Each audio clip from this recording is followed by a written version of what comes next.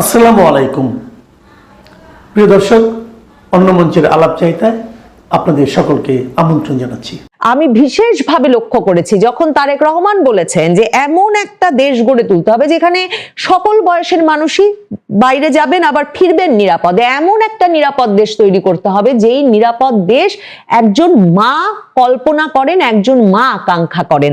এখন তারেক রহমান, জুবাইদা রহমান যখন তাদের শিক্ষিত তরুণী মেয়ে, বিদেশে বড় হওয়া মেয়ে নিয়ে বাংলাদেশে ফিরেছেন এবং যখন তারা বলছেন যে একজন মা যেমন নিরাপদ দেশ আকাঙ্ক্ষা করেন সেরকম নিরাপদ দেশ গড়তে চান তারেক রহমান, তখন সেই ছবিটার ওপরে, সেই প্রতিশ্রুতির ওপরে নিশ্চিতভাবে একরকমের ভরসা করতে ইচ্ছা করে।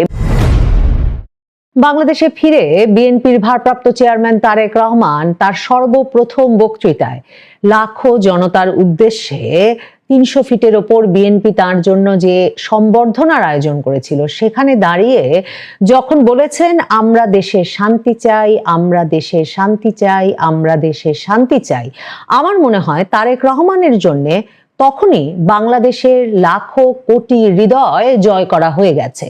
কারণ বাংলাদেশের বিরাট সংখ্যক মানুষ আসলে ২০২৪-এর জুলাইয়েও একদম প্রস্তুত ছিলেন না যে বাংলাদেশে এমন ঝড় বয়ে যাবে যে এরপর ১৫ মাস ধরে বাংলাদেশে মূলত একরকমের রক্তপাত, ধ্বংস, ভাঙাভাঙি, পোড়াপুরি, এটাই বাংলাদেশের একটা জাতিগত চরিত্র তে পরিণত হবে এবং সারা দেশে এই বিষয়টা এমনভাবে ছড়িয়ে পড়বে যে এটা থামানোর কোনো রকম কোনো উদ্যোগ যে সরকার আগস্ট থেকে বাংলাদেশে ক্ষমতায় বসে আছে তাদের দিক থেকে দেখা যাবে না এবং যারা ক্ষমতার কেন্দ্রে বসে আছে সেই রাজনৈতিক দলগুলো ক্রমাগতভাবে আরো হিংসা, আরো বিদ্বেষ, আরো কোথায় ভাঙতে হবে, কোথায় গড়িয়ে দিতে হবে এই আলাপ করতে থাকবে।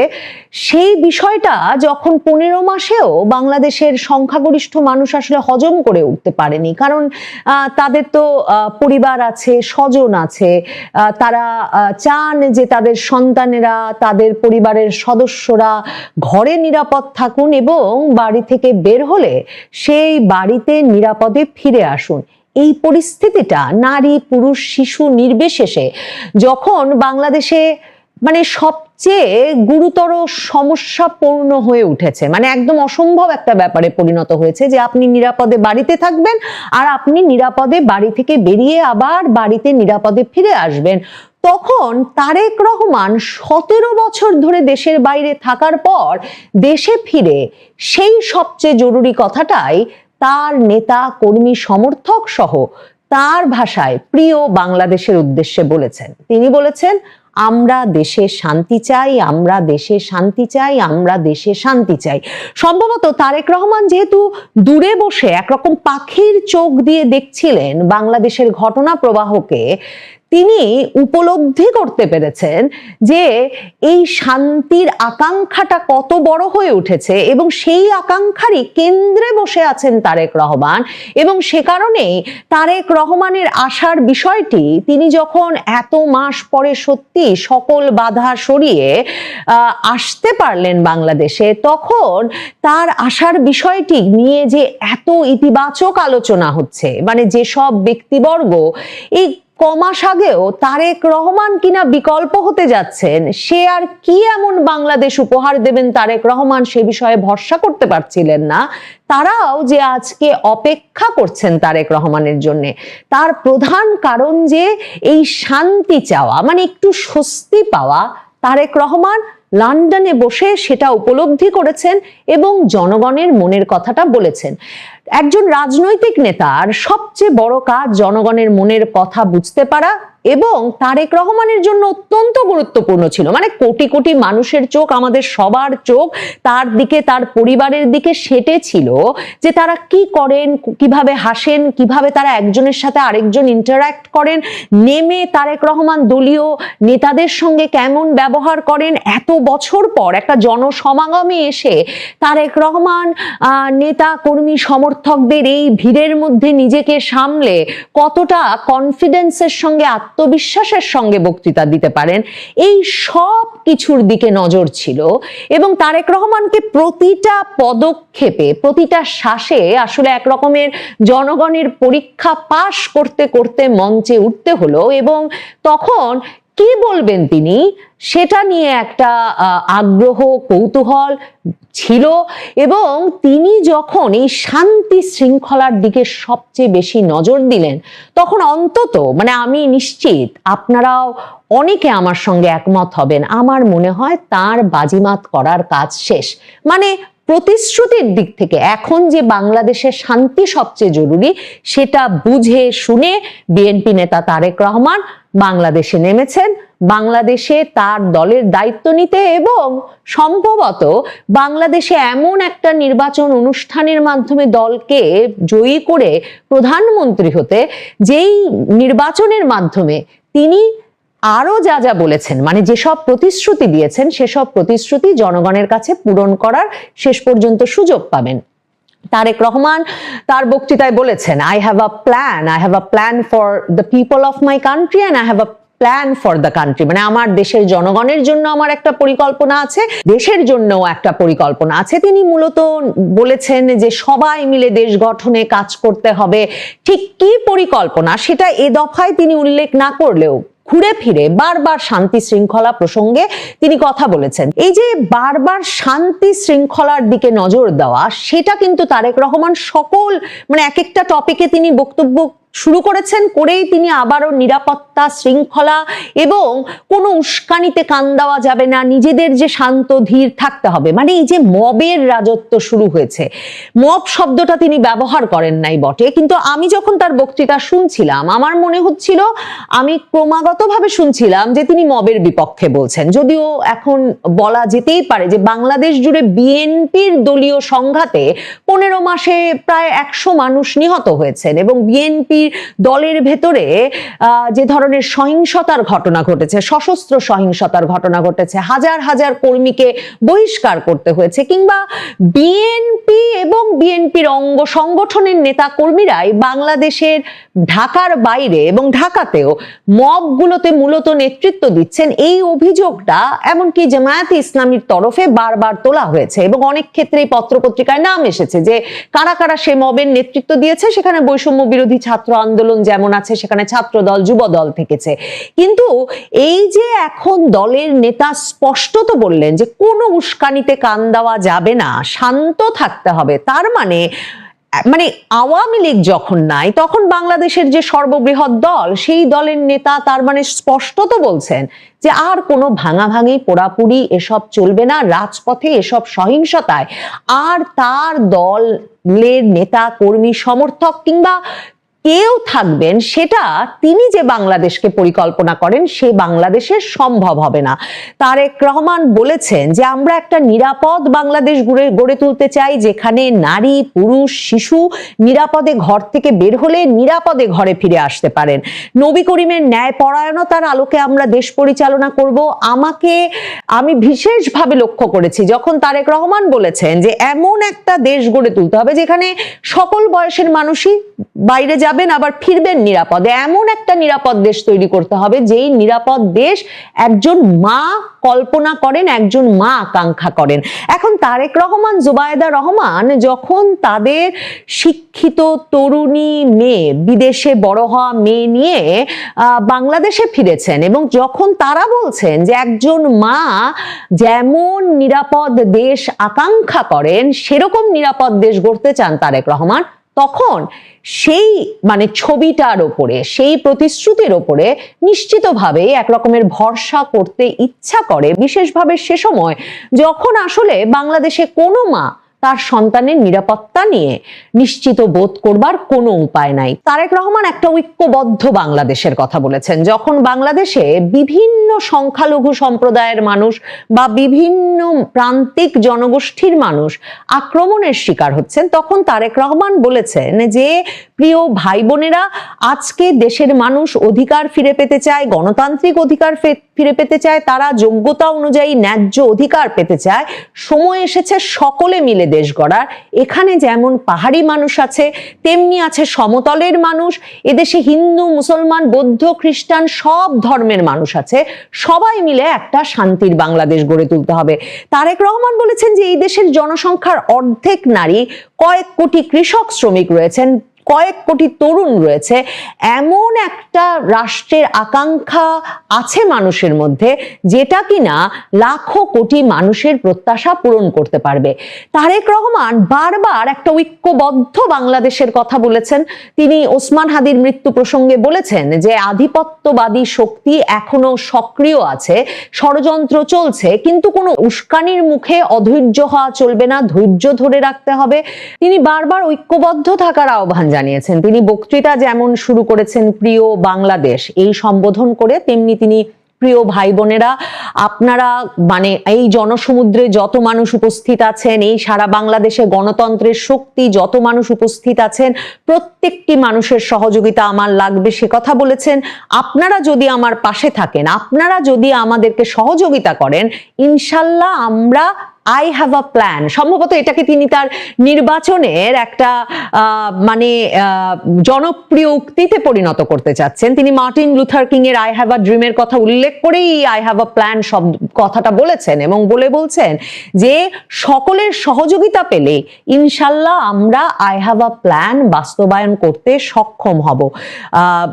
মানুষ যেন নিরাপদে থাকতে পারে সে প্রসঙ্গে তিনি আবারও বলেছেন যে আমরা যে ধর্মের মানুষ হই, আমরা যে শ্রেণীর মানুষ হই, আমরা যে রাজনৈতিক দলের সদস্য হই অথবা একজন নির্দলীয় ব্যক্তি হই, আমাদেরকে নিশ্চিত করতে হবে যে কোনো মূল্যে আমাদের এই দেশের শান্তি শৃঙ্খলাকে ধরে রাখতে হবে, যে কোনো মূল্যে যে কোনো বিশৃঙ্খলাকে পরিত্যাগ করতে হবে, যে কোনো মূল্যে আমাদের নিশ্চিত করতে হবে যাতে মানুষ নিরাপদ থাকতে পারে। ওই যে বলছিলাম, বিভিন্ন প্রসঙ্গে তিনি কথা তুলেছেন, কিন্তু কথা আবার নিরাপত্তার দিকে, শান্তি শৃঙ্খলা ধরে রাখার দিকে, এবং কোনোভাবেই নিজেদেরকে ওই অশান্তি বিশৃঙ্খলা তৈরিতে জড়িত না করার দিকে তিনি তার বক্তব্যকে নিয়ে গেছেন।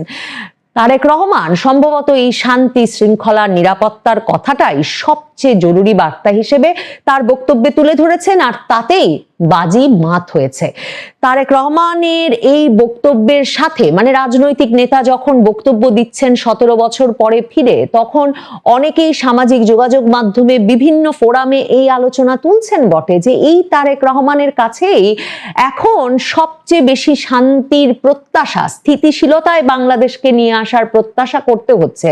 অথচ 2008 সালে তিনি যখন সেনা হেফাজতে 1.5 বছরের বেশি সময় থাকবার পর বাংলাদেশ ছাড়লেন, তখন দুর্নীতির মামলা তো তার বিরুদ্ধে ছিলই। সে সময় এমনকি উইকিলিক্সে ফাঁস হওয়া তার বার্তা থেকে আমরা জানি সে সময়কার মার্কিন রাষ্ট্রদূত জেমস এফ মরিয়ার্টি মার্কিন যুক্তরাষ্ট্রের পররাষ্ট্র দপ্তরে পর্যন্ত লিখে জানিয়েছিলেন যে সাবেক প্রধানমন্ত্রীর এই ভয়াবহ দুর্নীতিবাজ এবং সন্ত্রাসবাদী পুত্র বাংলাদেশে মার্কিন যুক্তরাষ্ট্রের যেসব লক্ষ্য, গণতন্ত্র, উন্নয়ন, স্থিতিশীলতা, এই সবগুলোকে ক্ষতিগ্রস্ত করছে, এবং তার দুর্নীতির কারণে বাংলাদেশে ইসলামী চরমপন্থার বিকাশ ঘটেছে।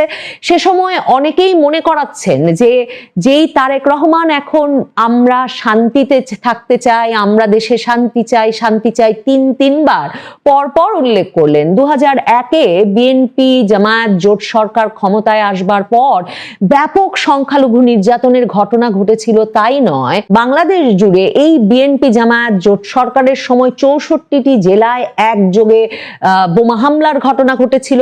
বাংলা ভাই জেএমবির মতো ভয়াবহ জঙ্গি সংগঠনের উদ্ভব হয়েছিল। 10টা অস্ত্র মামলার ঘটনা ঘটেছিল।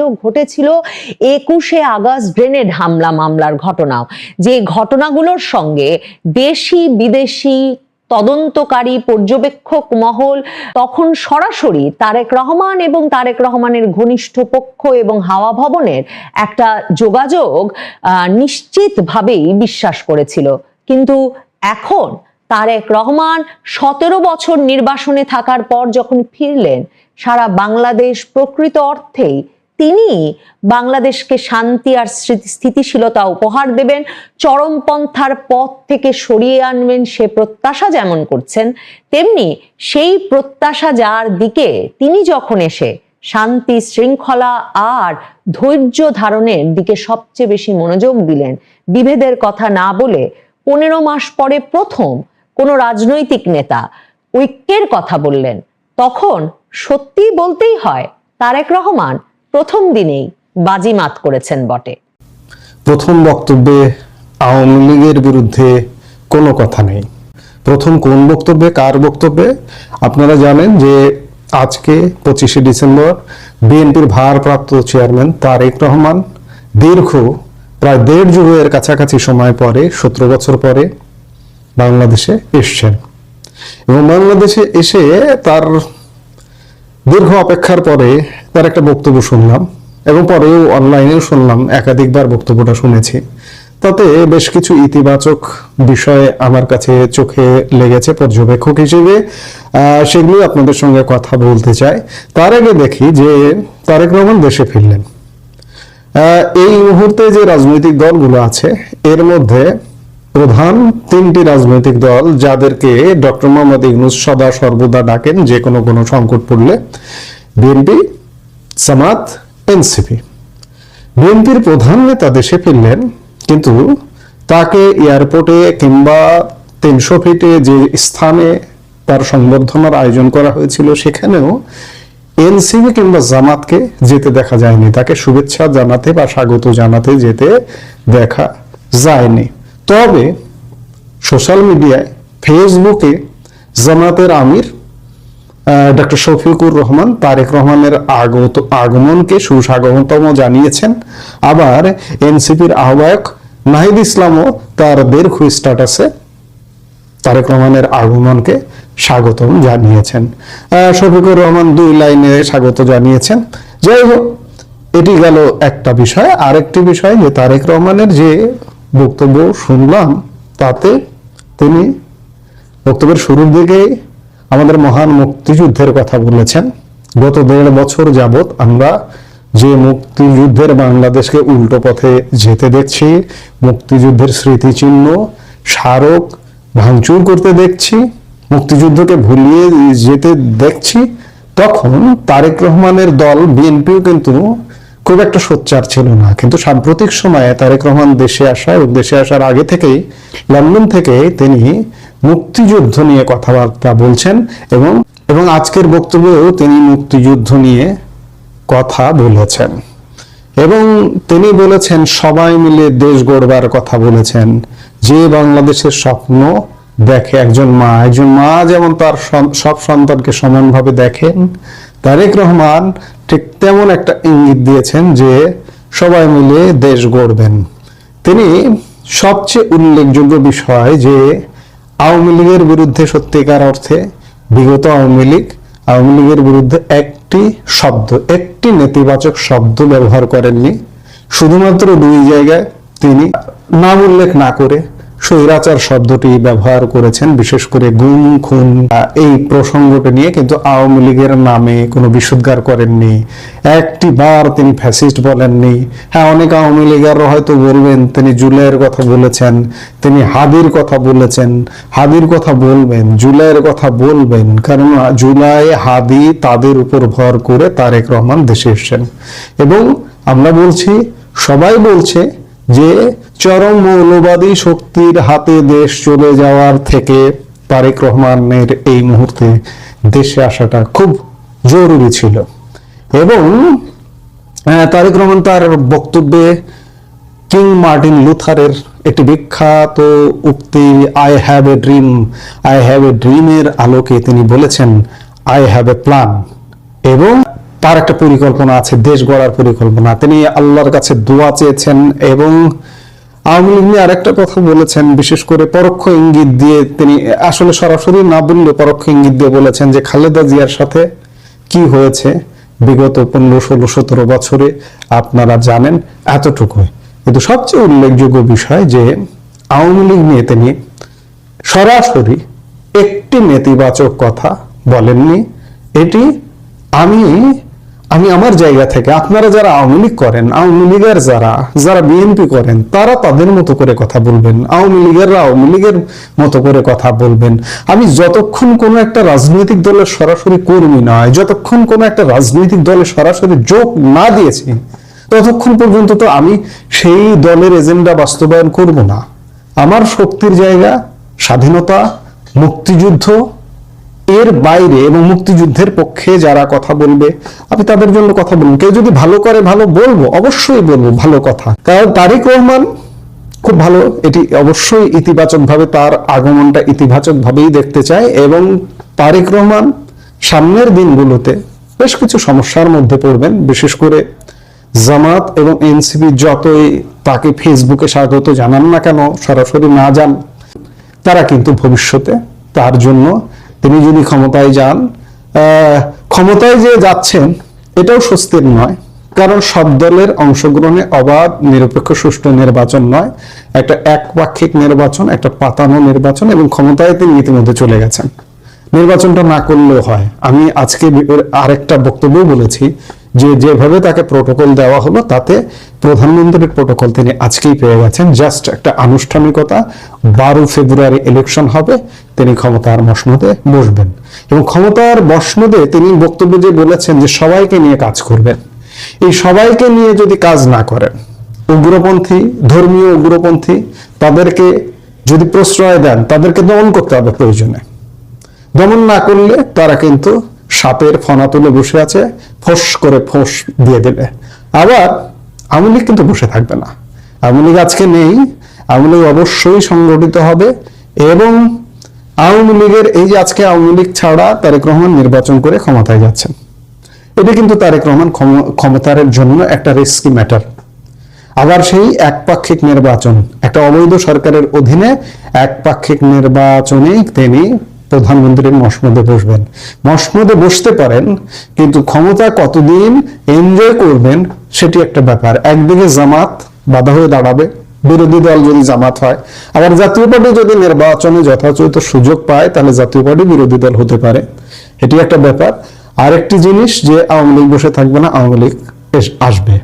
তারেক রহমানের উচিত হবে জামাতকে যদি অন্যায় করে দমন করা, মৌলবাদী শক্তিকে অন্যায় করে দমন করা। আবার আওয়ামী লীগের যে রাজনীতি বন্ধ করে রেখেছে অন্তর্বর্তীকালীন সরকার অবৈধভাবে, আপনি একটা পাতানো নির্বাচনে ক্ষমতায় আসুন, কিন্তু আজকে আওয়ামী লীগের বিরুদ্ধে কোনো নেতিবাচক কথা বলেননি। একই সাথে প্রত্যাশা থাকবে যে আওয়ামী লীগের রাজনীতি উন্মুক্ত করতে হবে, ওপেন করতে হবে, নইলে জামাতের ঠেকায় ঠেকে পড়ে যাবেন, আওয়ামী লীগের ঠেকায় ঠেকে যাবেন, নিষিদ্ধ করে রাখুন তারপরেও ঠেকে যাবেন, এবং আন্তর্জাতিক শক্তিও আপনাকে ঠেকিয়ে দেবে।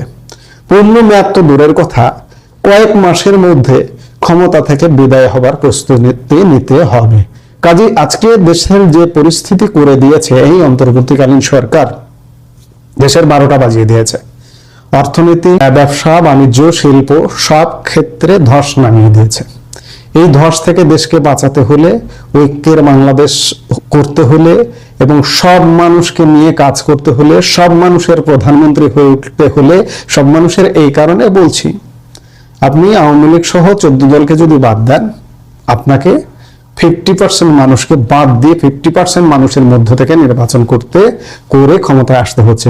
এবং এই 50%-এর মধ্যেও কত পার্সেন্ট ভোট কেন্দ্রে যাবে সে ব্যাপারে সন্দেহ আছে। 10 to 50% যেতে পারে। অর্থাৎ একদম সাজানো গোছানো একটা পাতানো নির্বাচনের মাধ্যমে ক্ষমতায় যাচ্ছেন। খুব খেয়াল, নইলে সত্যিকার অর্থে চালাতে তো পারবেনই না, পরিস্থিতি ভিন্ন হবে।